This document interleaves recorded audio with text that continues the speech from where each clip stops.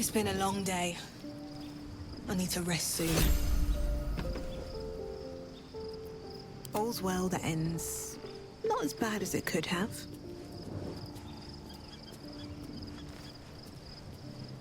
I need a quick word. So your mysterious artifact, Tamer of Parasites, is only another parasite itself. How do you feel? Knowing the cost of keeping your transformation at bay.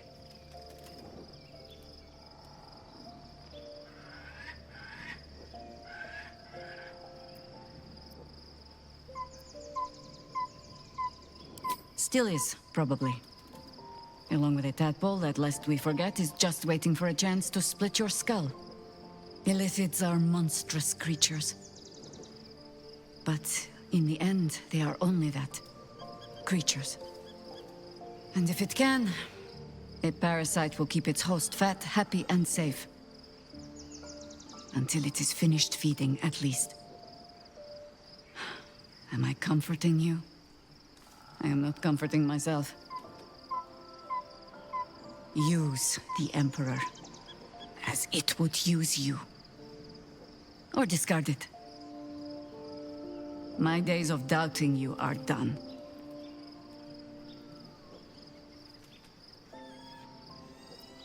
That speaks well of your taste. I've heard my share of bad ballads about things I never did. If you have questions, ask. Just don't expect my answers to rhyme. More than I would like. In my youth, I was a brief and very much unwilling member of a colony's hive mind. I felt the way they think, saw the world as they do. Foul, unnatural creatures who find the foulness in us and twist it to their will. But then, who am I speaking to? You have far more experience than I.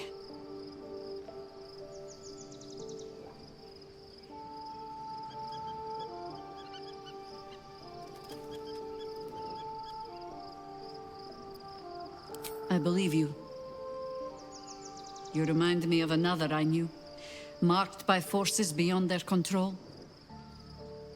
The gods can grant power or strip it away, but so long as your will remains, you have the only weapon you need.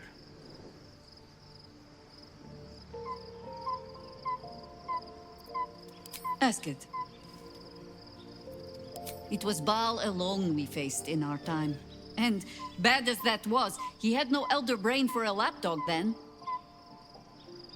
Help won't come from the history books, or from any old tales I can spin you. This is your story to write. There. Have I fulfilled my role as your wise and wizened elder?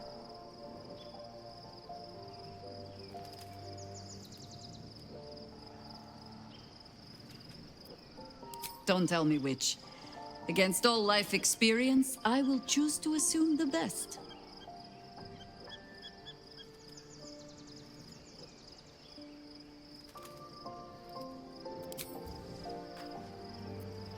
So your confidant was a mind flayer all along. Disquieting, to say the least.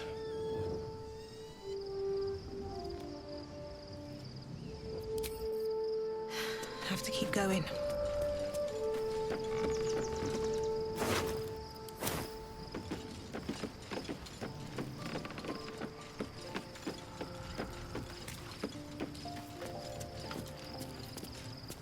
By Baldur's bones, this is a lot to take in.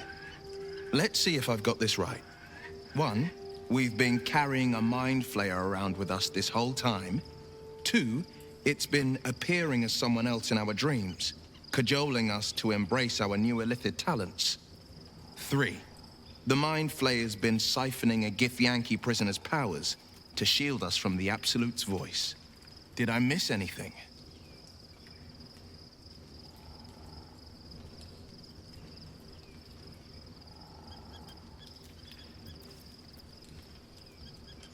How could I forget? One of Baldur's Gate's most distinguished figures, a mind flayer's ally. Sensational tales, aren't they? Almost unbelievable. With a narrator so unreliable, how do we tell fact from fiction? I can't pretend I have the answer, but I know the Illithid's right about one thing. It holds our fates in its talons. Until the absolute falls, there's no getting rid of it.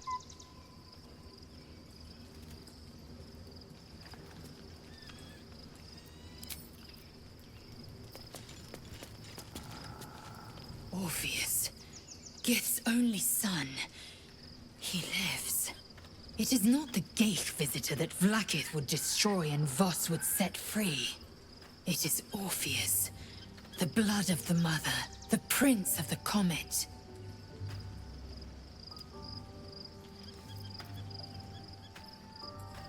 Listen close. The Emperor spoke only in half-truths. For you to know the tale of Orpheus, you must know the tale of Gith and of Vlaakith. Long ago, when we rose up against our Geich slavers, Mother Gith made for the Hells to secure an alliance with the archdevil Tiamat. Tiamat gifted the Githyanki our red dragons. Gith remained in the Hells, and Tiamat's envoy proclaimed Vlaakith our ruler. The first Vlaakith of many. It is Vlaakith 157 whom my people now call Queen.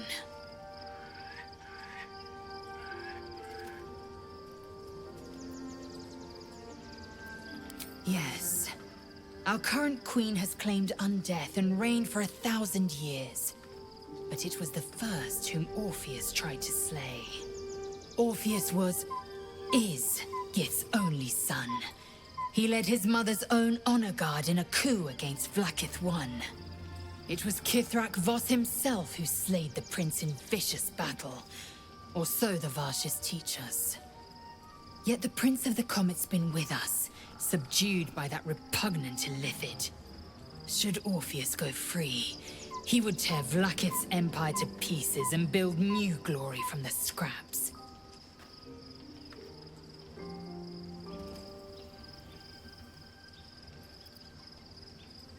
The seed and the sower. Every word Voss spoke, he spoke true. Orpheus is the living proof of the Queen's lies, and the living weapon that conquered our Geich slavers. One word from his lips, and the people would doubt. 2 words, and they would rage. 3 words, and they would bow to the true heir. If the Githyanki are to be free, the Prince of the Comet must lead the way.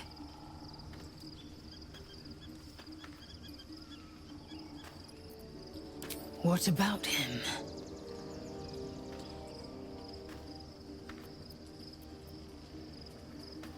The historical slates describe Orpheus as a fearsome, terrible creature, powerful beyond measure, and enthralled by the Geich. So mad with power, he'd smash through the Githyanki Empire and deliver the shards to his Illithid masters.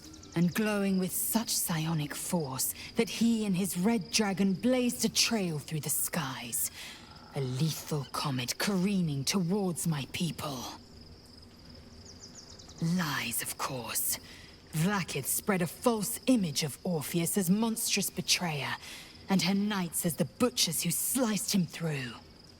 She was right to fear him, I'll grant her that. So great is the comet, it could shatter her reign.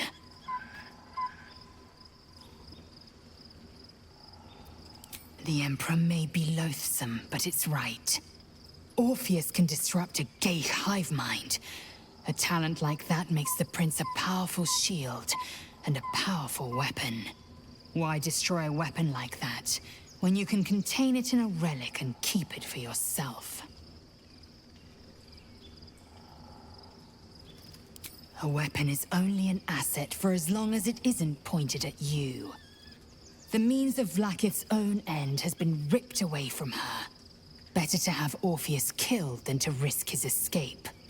Better to risk the rise of Illithids than let the Prince of the Comet deny her the godhood she craves.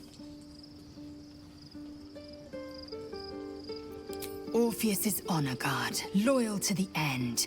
Trapped by Vlaakith in the same prism holding their noble prince, fruitlessly hacking at the sphere that contains him. They see us as geich, tadpoled husks in the Emperor's thrall.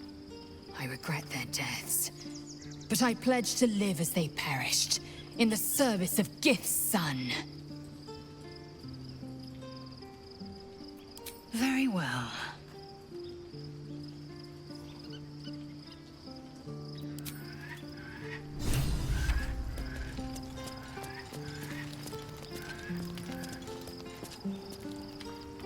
So, there's been a mind flayer inside the artifact, or astral prism, the whole time we've had it. Sounds like utter madness, even though I've seen it with my own eyes. The more I learn, the less I understand just why I was sent to retrieve that thing. But it matters little now. I do not serve Shah anymore, nor the Mother Superior. The prism is no longer my mission. Saving my parents is. But I digress. Did you want something?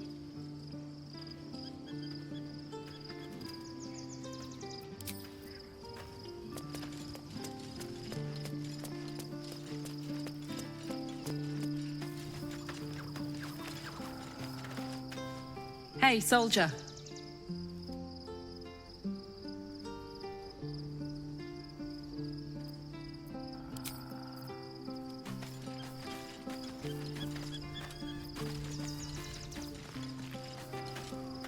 You wish to consult me?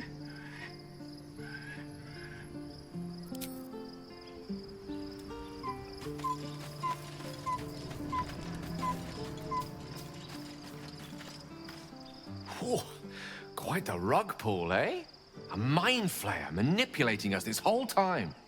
Such creatures are not to be trusted as a general rule, though this one does appear to have had a significant hand in our survival up to this point. At best, an ally whose motivations remain shrouded in deceit.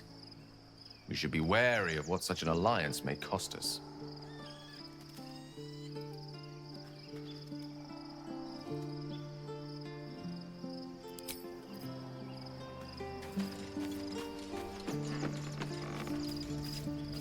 So, we owe our lack of tentacles to one of the very creatures that kidnapped us. And now it's offering us power if we're willing to evolve.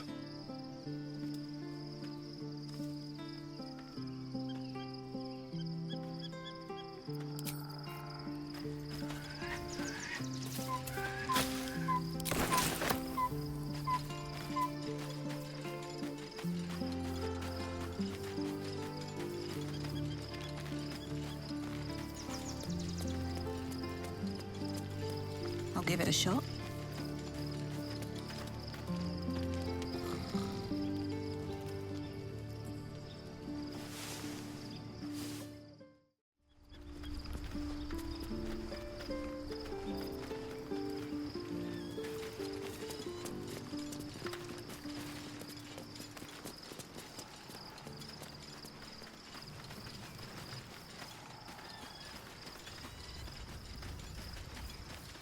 Anything of use?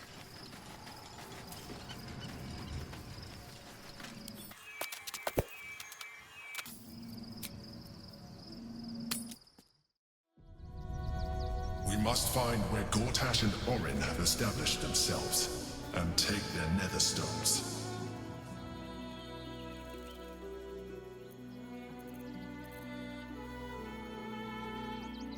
Watching gods. But I never thought I would be happy to see this city again. Much less to smell it. The Harper safe house I spoke of is on the bridge at Worm's Crossing. Danthelon's dancing axe. Information.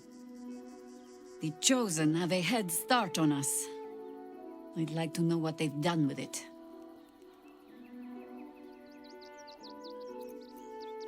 You think me lonely? In truth, I prefer travel in a small pack such as this. Unburdened by numbers, we're free to act, rather than react. A little like the old days.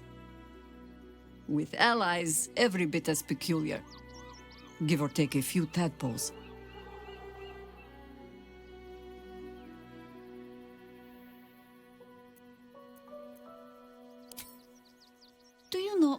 Maybe my hearing is not what it was. Would you like to repeat that?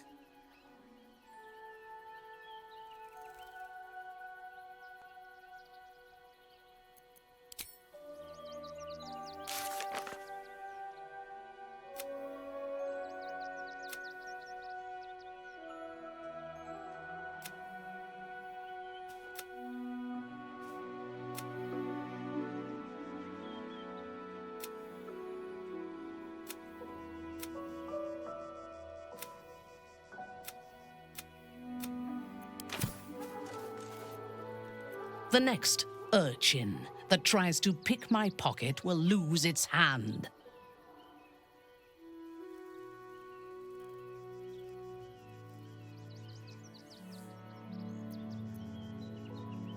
Half of the children here are already mutilated by poverty and starvation.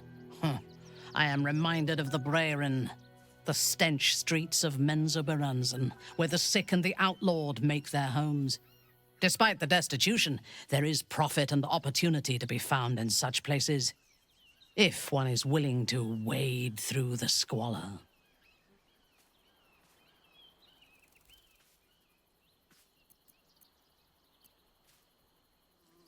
Yes. I only know it through history books and hearsay. A city of murder and grief. I expect it will live up to its legend.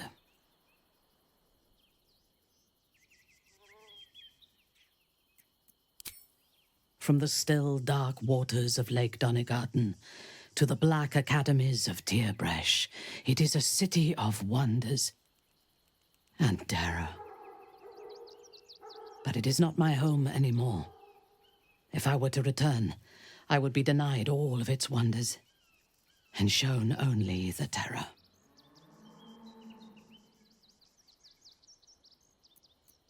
I am a daughter of Menzoberranzan's most ancient and powerful house, the Bainray. I lived a life of privilege and danger. My home was at the tallest point of Cuel Arzol, the place of the nobles, a plateau high above the city's sprawl. I enjoyed every luxury, whether harvested in the Underdark or stolen from the surface, and I survived my first assassination attempt while I still suckled at my mother's breast. I tasted her blood that day. She covered my body with her own, and a blade bit deep into her chest, almost puncturing her heart. When I came of age, she tried to take my life herself, and I gave her fresh scars to match those she earned protecting me.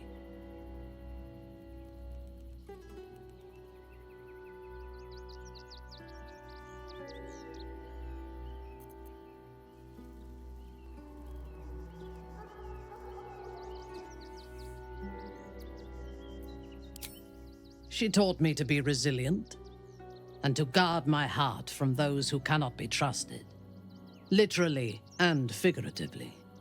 When I choose to let somebody close, I do not do so lightly. That gives a great depth of meaning to the bonds I do share.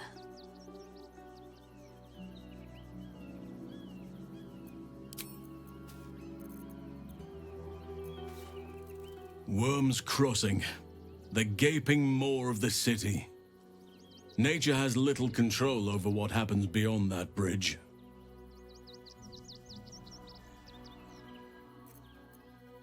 I have. He speaks to me during my nightly meditations. He is well, and Oliver also.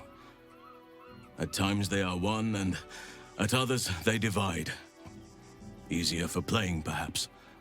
And the land thrives also. I doubt you would recognize it. Perhaps one day, you and I can both return and see it for ourselves.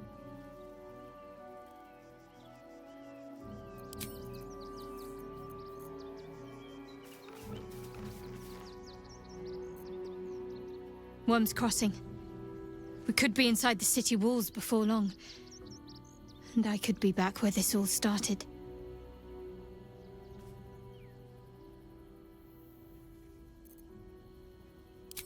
I hope so. So long as I'm willing to stroll right into the Mother Superior's trap, they have no reason to not tell me where to go.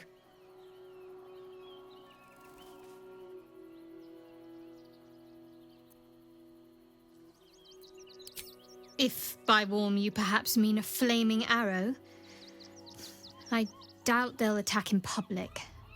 No, I expect they'll point me in the right direction so I can face my reckoning away from prying eyes.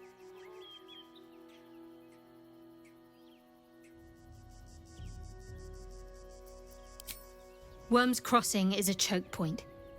If I wanted to intercept a new arrival, I'd find somewhere before the bridge, blend in amongst the crowds, and wait. Most people seeking entry to the city will be refugees. I'd look wherever they're gathering.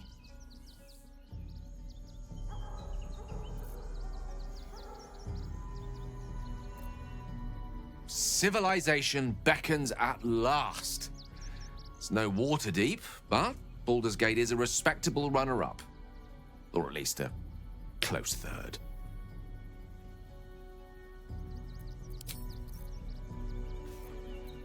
Baldur's Gate at last. We should find Sharess's caress. Voss will be waiting.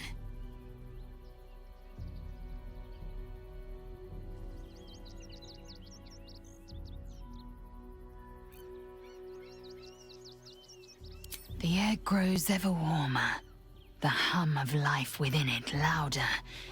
It may yet hatch, though not soon by my estimation. In its heat lives stimulation, and in its throbbing, exhilaration.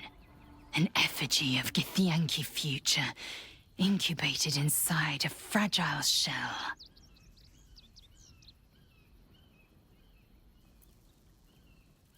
Only if you want me to roast you over a campfire, using my blade as a spit. But it is true that I feel some manner of responsibility for this unhatched whelp. After we free Orpheus, we can revisit the matter. If the egg hatches beforehand, well, we will shield it from the Lich Queen's zealots. Whatever may come, I will not let Vlaakith poison the fledgling with lies.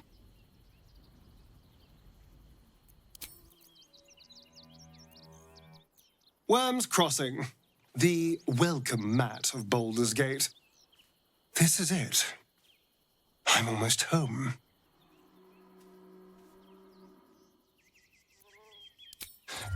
I won't lie. The thought hardly fills me with glee. Even with my newfound advantages, he's still an incredibly powerful vampire. But he's arrogant, too. If he does hear I'm back, he'll try to take me and expose himself in the process. Then I'll be able to strike.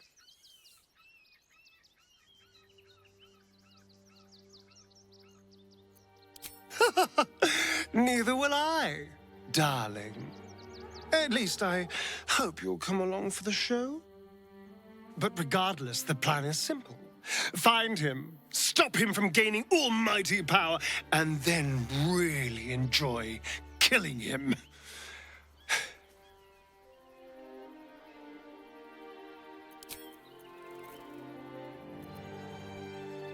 Soldier, this is it. We're almost to the city. First through Worm's Crossing, then on to the lower city. Oh, it smells the exact same. 10 years on, but still home. Incredible.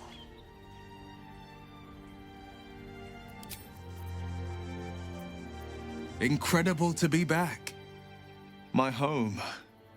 My city.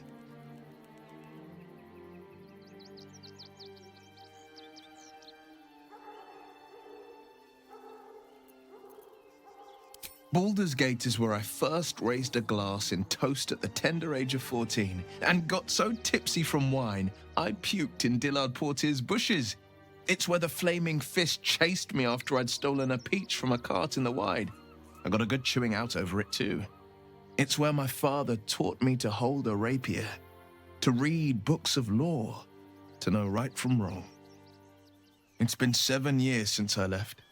It's no paradise, but it's home, and it's worth saving. And you? The city's yours too, after all. How's it feel to be back?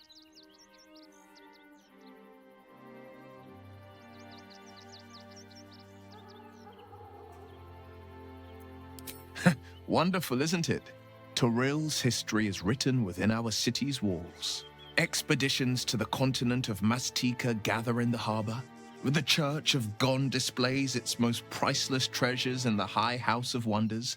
Voices raised in song on returning day. The heady wines at the Elf Song. There's truly no place like Baldur's Gate.